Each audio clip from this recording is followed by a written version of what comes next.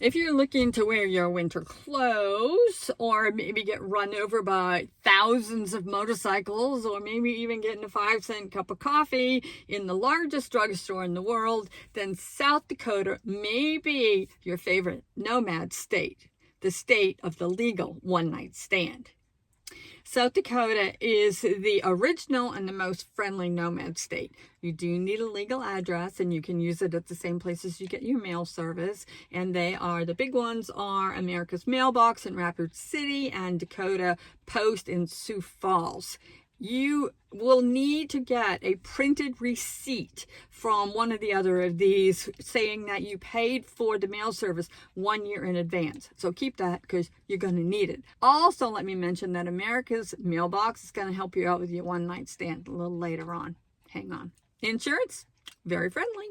And your rates are usually cheaper than they are in Texas or in Florida.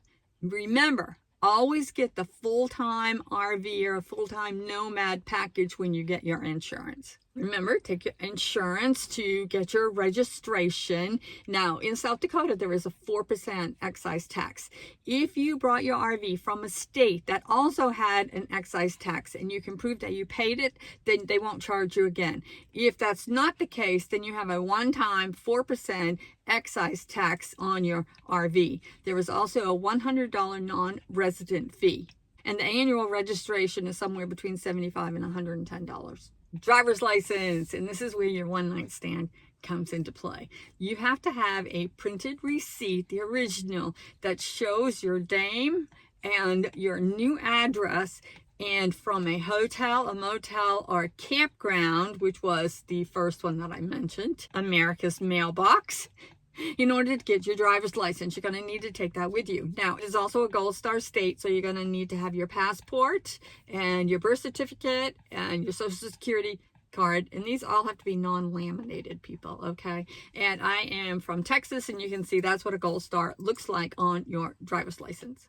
Driver's license is for 5 years, and you can renew it once online, so you got up to 10 years. So once every 10 years, you have to go back and do another one-night stand in order to get renewed. Now, once you've turned 65, you need to download a form from their website and take it to an eye doctor and have them fill it out. You don't actually have to go back. You just have to mail that form in. And there is no age limit. You don't have to renew it every 2 years like some of the other states. You can just keep going that 5-year cycle until you are turned 150. The vehicle inspection rule. None. There is none. No inspections of any kind ever. Now, your medical insurance, if you have a policy that's not Medicare, be sure and check with that policy and see how you're going to be able to use South Dakota as your legal residence, but then still see doctors in other places. I have my own policy and I'm able to do that, so be sure and check that. If you have Medicare, then it seems like, and again, I'm not an expert, that the Medigap is the one that you kind of have to gonna need in order to be able to be a South Dakota resident and then see doctors anywhere in the United States. Again, I am not an expert on that, so be sure and check out the details. Income taxes. Nope, no state income taxes in South Dakota. So our 3 nomad states, Texas, Florida, and South Dakota, no state income taxes at all.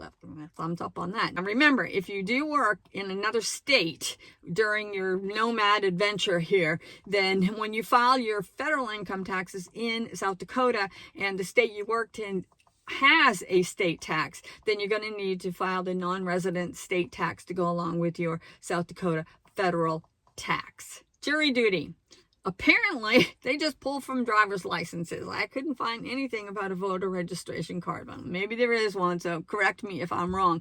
But they pull from driver's licenses, and they're essentially such a friendly nomad state that if you get a jury summons, you can just call and get a 1-year postponement. And if you're 75 years or older, then you get a get out of jail free card. You never have to go to jury duty. So this finishes my 3-part series on nomad friendly places to get your legal address, and those are Texas, Florida, and South Dakota. If you haven't watched the Texas or the Florida one, please go back and watch those so that you will have all of the information that you need. And always remember, I am not an attorney.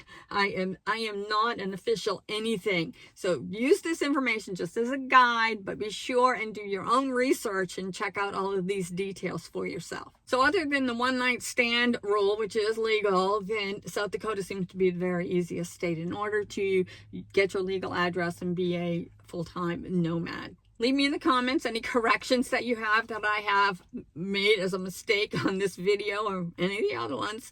And I guess that's it for the nomad states. I hope you've enjoyed these videos. And I guess until next time, I'll see you.